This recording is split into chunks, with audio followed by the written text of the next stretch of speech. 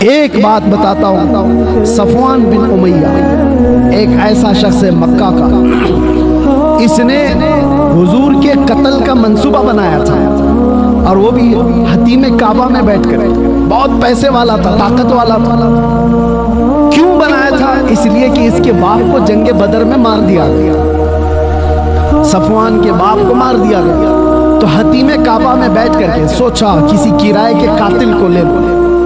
تو کرائے کا قاتل کون ملا؟ دیکھا سیم ایشو ہونا چاہیے، دوسرے کے پاس بھی ایسی انتقام کی آگ جل رہی ہو، محمد صلی اللہ علیہ وسلم سے بدلہ لینے کے لیے۔ عمیر بن وہب نام کا ایک شخص مل گیا جس کا بیٹا حضور کے پاس قیدی تھا۔ جنگ بدر میں جو 70 قیدی تھے اس میں ایک قیدی عمیر بن وہب کا بیٹا تھا۔ صفوان نے بلایا عمیر کو، کہا جتنا پیسہ چاہے اتنا دے دو، تیرے سارے قرضے میں چکا دوں گا، تلوار میں دوں گا، جاؤ مدینے اور محمد کا قتل کر کے صلی اللہ علیہ وسلم۔ عمیر تیار ہو گیا، تلوار لے کر مدینے آ گیا، اور عمیر کو سب پہچانتے تھے۔ عمیر کا ایک لقب تھا شیطان قریش، آگ بھڑکانے والا آدمی۔ حضرت عمر کی نظر پڑ گئی، مسجد نبوی کے باہر ہی کھڑے تھے، اور حضرت عمر نے جو لفظ کہا، لوگ مجھے تانا مارتے ہیں کہ بار بار آپ یہ جملہ کیوں کہتے ہیں، سنو عمر ابن خطاب کا جملہ حدیث میں ہے، آپ نے جیسی عمیر بن وہب کو دیکھا تو کیا کہا؟ خذو ھذا الکلب، پکڑ لو اس کتے کو۔ یہ میرا جملہ نہیں ہے، عمر ابن خطاب کا۔ ہاں اگر ہماری زبان سے کتا نکلتا ہے تو وہ برابر جگہ کے لیے نکلتا ہے، ایسا نہیں۔ ہاں تو عمیر بن وہب کو پکڑنے کے لیے عمر ابن خطاب نے کہا، پکڑ لیا، گردن میں گمچھا ڈال کر کے گھمایا، اور پھر حضور پاک صلی اللہ علیہ وسلم مسجد نبوی میں اندر سے جا کر کے پوچھا، آقا وہ عمیر بن وہب آیا ہے، کیا کروں اس کا؟ آپ حکم دیں تو وہی نپٹا دوں اس کو۔ جنگ بدر کو بھڑکانے والا وہی آدمی تھا۔ حضور نے فرمایا آنے دو اندر۔ جب عمیر بن وہب آیا تو حضور نے پوچھا کیوں آئے ہو؟ اس نے کہا بس بیٹے کی خیر خیریت پوچھنے آئے۔ حضور نے فرمایا سچ بتاؤ کیوں آئے ہو؟ کہا نہیں بس یہی میرا بیٹا آپ کی قید میں حال چال معلوم کرنے آیا۔ حضور نے فرمایا بیٹے کی خیر خیریت لینے کے لیے تلوار لے کے تو نہیں آتے؟ تو اس نے تلوار پھینک دی۔ کہا کیا فائدہ اس تلوار کا، تلواریں ہمارے پاس تھی بدر میں، پھر بھی ہم نہیں جیت پائے نا۔ حضور جلال میں آئے، کہا باتیں مت بناؤ عمیر، وہ بات بولو جو صفوان کے ساتھ حتیم کعبہ میں کر کے آئے ہو، وہ بات بتاؤ جو حتیم کعبہ میں بیٹھ کر کے تم کر کے آئے ہو۔ بس اب کیا تھا، عمیر بن وہب کا جسم کانپنے لگ گیا۔ تنہائی میں بات کی تھی عمیر بن وہب نے صفوان سے، اور کہا میں گواہی دیتا ہوں آپ اللہ کے سچے رسول ہیں، مجھے اپنی غلامی میں شامل کرو۔ وہ عمیر بن وہب صحابی بن گئے۔ حضرت عمر بن خطاب گلے میں ہاتھ ڈال کر باہر لے کر کے آئے، اور صحابہ سے کہا تھوڑی دیر پہلے یہ آدمی مجھے خنزیر سے زیادہ برا لگتا تھا، اور اب یہ عمیر بن وہب مجھے اپنے بیٹے سے زیادہ عزیز لگتا ہے۔ یہ ہے اللہ کے لیے محبت، اللہ کے لیے دشمنی۔ اب یہ واقعہ پورا میں اس لیے بتا رہا ہوں، عمیر بن وہب گیا تھا گردن لینے کے لیے، اپنی گردن دے آیا۔ صفوان یہاں انتظار کر رہا تھا، روز انتظار کر رہا تھا کہ کچھ نئی نیوز آئے۔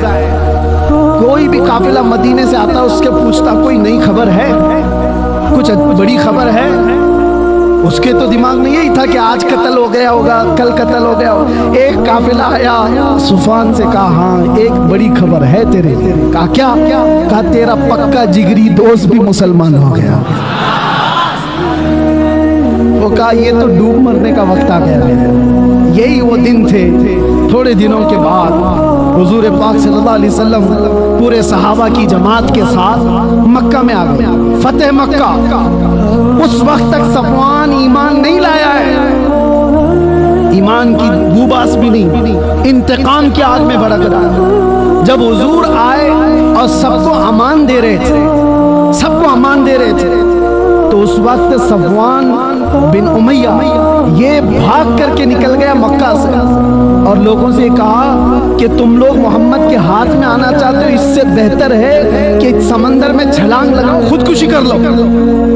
تو اپنے گھوڑے کو لیا اور سمندر کی طرف چلا کہ میں سوسائڈ کر لوں گا۔ ان کے ہاتھ میں آنے سے تو اچھا ہے۔ حضور پاک صلی اللہ علیہ وسلم جب سب کو معافی دے رہے تھے تو عمیر بن وہب حضور کے پاس آتے ہیں، اب وہ صحابی رسول ہیں، کہا یا رسول اللہ صفوان بھاگ کر کے گیا ہے، میں چاہتا ہوں کہ اس کو بھی آپ معافی دے دیں۔ اس نے اگرچہ آپ کے قتل کا منصوبہ بنایا تھا، میں ہی آیا تھا، لیکن اس کے اندر اپنے باپ کے انتقام کی آگ بھڑکی ہوئی تھی، اس لیے کیا تھا، آپ معاف کر۔ حضور نے دیکھا عمیر بن وہب کس کی سفارش کر رہے ہیں؟ صفوان کی۔ حضور نے کچھ نہیں کہا، مسکرایا اور کہا صفوان کے لیے بھی امان ہے۔ یہ نہیں کہا کہ وہ ایمان لائے تو امان ہے، نہیں، جس حالت میں ہے اس حالت میں امان ہے۔ تو عمیر بن وہب کہتے میں ایسا دوڑا گیا صفوان کو بتانے کے لیے کہ اس کی جان بچا لو، وہ چھلانگ نہ لگا لے، بھاگتے گھوڑے سے دوڑاتے ہوئے پا لیا صفوان کو قریب، کہا تیرے لیے بڑی خوشخبری ہے، محمد صلی اللہ علیہ وسلم اتنے رحم دل آدمی ہیں، انہوں نے تجھے معاف کر دیا ہے۔ صفوان کہتا ہے یہ چیز یقین کرنے کی جیسی ہے ہی نہیں، دنیا میں کون ایسا کرتا ہے؟ تو یا تو کوئی چال بازی کر رہا ہو۔ کہا نہیں، ابو سفیان کو معاف کیا، ہندا کو معاف کیا، سب بڑے بڑے لوگوں کو معاف کیا، تم کیا ہو؟ تو اس نے کہا مجھے اس وقت تک یقین نہیں ہوگا جب تک ان کی کوئی نشانی نہ دیکھ لے۔ یہ دیکھیں ایک آدمی جو پکڑا گیا ایک قیدی ہے اور وہ اپنی بخشش کے لیے نشانی پوچھ رہا ہے۔ ارے ڈوبتے کو تنکے کا سہارا ہونا چاہیے، اگر فرمان بھی سن لے تو آ جانا چاہیے، لیکن وہاں نہیں۔ وہ کہتا ہے میں اس وقت تک یقین نہیں کروں گا جب تک نشانی نہ۔ عمیر بن وہب پھر سے واپس آئے اور حضور سے کہا یا رسول اللہ وہ مان نہیں رہا ہے، وہ خودکشی کر لے گا، وہ مر جائے گا اور اس کو میری بات پر یقین نہیں آ رہا ہے۔ حضور نے فرمایا کیا وہ میرے تمام حیت کو پہچانتا ہے؟ کہا کہ یا رسول اللہ آپ کی حیت کو کون نہیں پہچانتا، آپ کی شکل و شباہت کو کون نہیں پہچانتا۔ حضور نے اپنا عمامہ اتارا اور کہا یہ لے جاؤ اور اس کو بتا دو۔ اللہ اکبر، آتا ہے فقیروں پہ انہیں پیار کچھ ایسا، خود بھیک دیں اور خود کہیں منگتے کا بھلا۔ عمیر بن وہب حضور کا یہ عمامہ لے کر پہنچے، دیکھتے ہی صفوان پہچان گیا یہ رسول اللہ کا عمامہ۔ واپس پلٹ آیا سر جھکا کر کے میرے آقا کے پاس کھڑا تھا۔ میرے آقا نے کہا سر جھکاؤ نہیں، اٹھاؤ، سر اٹھاؤ، تم جس حالت میں رہنا چاہتے ہو تم آزاد ہو۔ اب کون آزاد رہنا چاہے گا؟ کون آزاد رہنا چاہے گا؟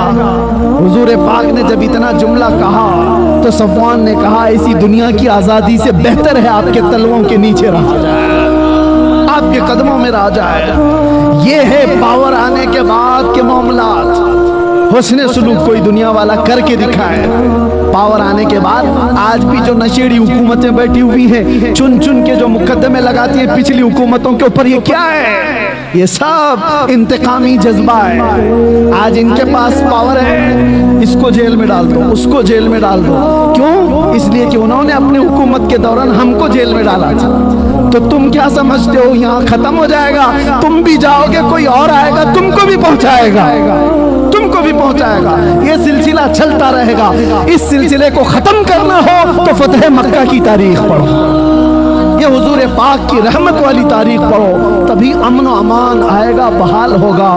اللہ کا ہزارہا کروڑہا شکر ہے کہ مولا نے ایسے ویسے ایرے غیرے کے دین پر نہیں رکھا، ہمیں اللہ تبارک و تعالیٰ نے محمد الرسول اللہ کے دین پر رکھا۔ ان کی نہ مثال ہے، نہ کوئی مثیل ہے، نہ اخلاق میں نہ شباہت میں، کسی چیز میں کوئی ان کا مثیل نہیں ہے۔